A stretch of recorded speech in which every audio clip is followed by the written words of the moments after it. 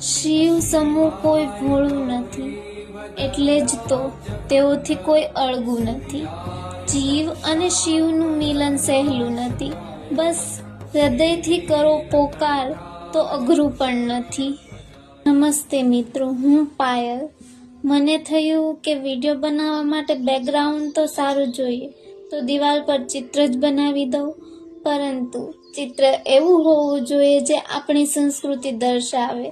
તો મહાદેવ જે પૂરા વિશ્વના પિતા છે, અને તેની નીચે છે ઋષિનું ચિત્ર, જે ભારતીય સંસ્કૃતિમાં ઋષિએ ખૂબ મહત્વનું સ્થાન ધરાવે છે.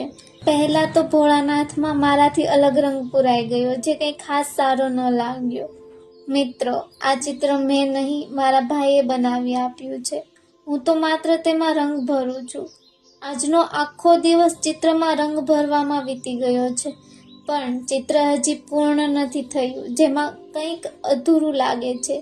તમે કોમેન્ટમાં જણાવો કે મહાદેવમાં શું અધૂરું છે. મળીએ પછીના વિડીયોમાં. હર હર મહાદેવ.